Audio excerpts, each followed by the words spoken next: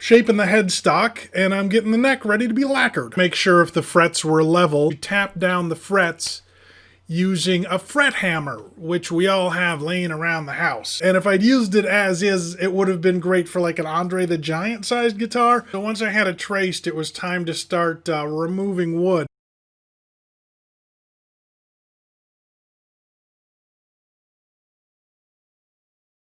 This week,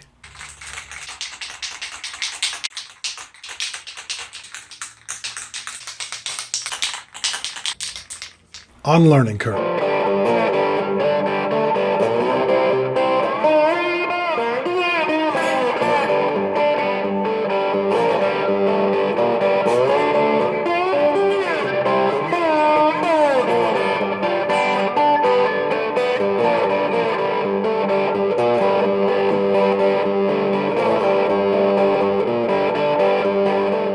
Hello, I hope this finds you well. Thanks for watching. There's a lot of craziness going on out there. I hope you're taking care of yourself. I hope you're being nice to other people. I'm doing a series on building a StewMac guitar kit I found on sale. It's a T-style guitar with a maple neck. I'm also using the StewMac finishing kit that I also got on sale. I'm doing the work in my garage, which is well ventilated. I built a little spray booth out of some PA tripods, some rope, a tarp, a little metal bar I had laying around. I know. It's awesome. Everything I saw about finishing guitars suggests that you do it in low humidity and relatively moderate temperatures. It's late spring, early summer in North Dakota, so we're in the 70s and 80s with very little humidity. I think we are good to go.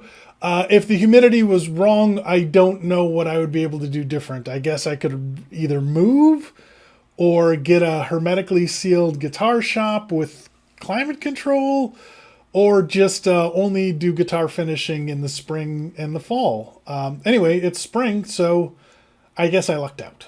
Now, StewMac strongly recommends that you warm up the lacquer before you use it. I also saw that on other places on the web. My wife was afraid I was going to blow up our home, but I just let them soak in a giant bowl of warm water for about 15 minutes, and that seemed to do the trick. One thing with the StewMac finishing kits, the labels are all paper. So if you get wet, if you're not careful, like mine went through some wear and tear, but they stayed on the can, although they almost fell off. So when you do this, you might want to bring a Sharpie with you in case you do screw up the label. That way you'll still be able to, you can just write what's on the can on it and you'll still be good to go. So initially I hung everything up, and for the first round I used a hanger that I fashioned into a hook. The problem with this method is you can spray the front and then you have to either let it dry for an hour before you can move it, or you have to handle the neck when it's wet so that you can turn it around and spray the back. It's not the best. So when it came to the guitar body, I found some wire that I had lying around that is used to hang portraits, and I fashioned like a loop out of that. Now what's great about this stuff is it's really malleable. So you can wrap it around the rod that's holding everything up with one hand and unwrap it with one hand, and you're kind of, it's just really easy to work with, and it does the job really well. And then while the guitar is hanging up, you can turn the guitar using the wire, so you don't have to touch it. All right, let's spray some stuff. Okay, day one, I sprayed about 4 coats of lacquer on the neck. I did 2 coats of vinyl sealer on the body, and then 3 coats of blonde. And when I sprayed it, it was hanging. And there's a lot of people online who said that when you hang things and spray them, that you will get drip marks. And those people are right. They are completely right. So once I was finished spraying them, I let everything sit for the night.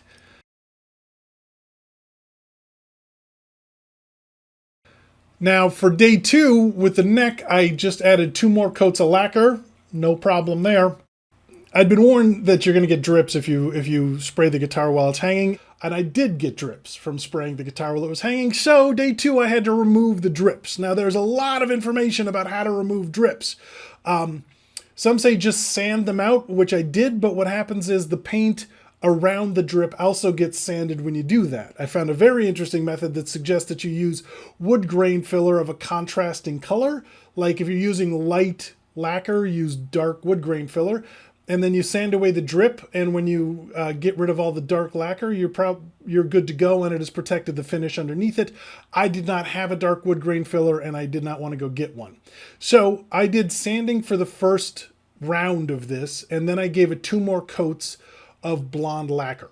Then I let it sit overnight.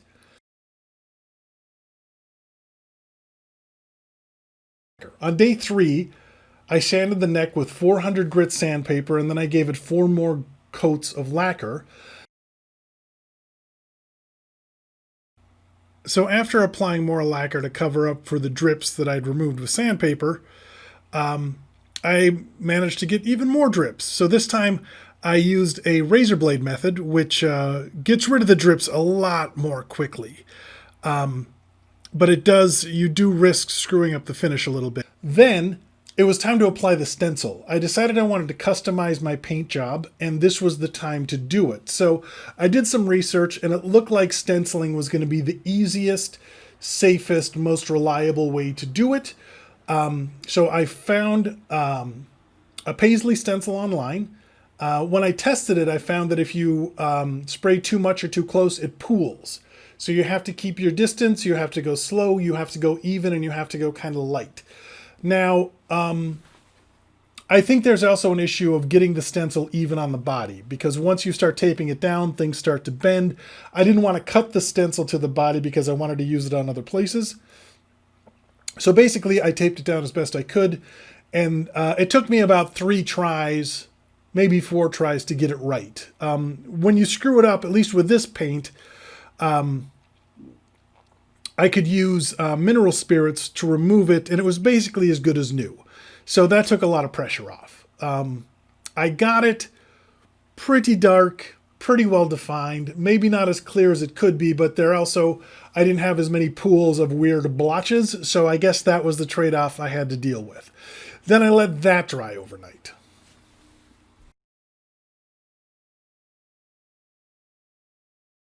On day 4, I applied 4 more coats of clear lacquer to the guitar body and let it sit overnight. On day 5, I sanded the guitar body with 400 grit sandpaper. And then I went around, I sprayed some of the blonde lacquer into a jar and took a Q-tip and just touched up any blemishes in the paint. Then I applied 4 more coats of clear lacquer, and I've been letting it sit ever since. The web says to let it set about 16 days. The directions say let it sit for about a week. I'm probably going to end up going somewhere in between so that I can have it sanded and finished in time to get the next episode up. Right now they're hanging in my closet, and they look great. I guess we'll find out. Okay, next week we try to get a decent finish on it. I hope you're doing well. I hope you're being safe. If you like this video, please like it, please share it, please subscribe to it.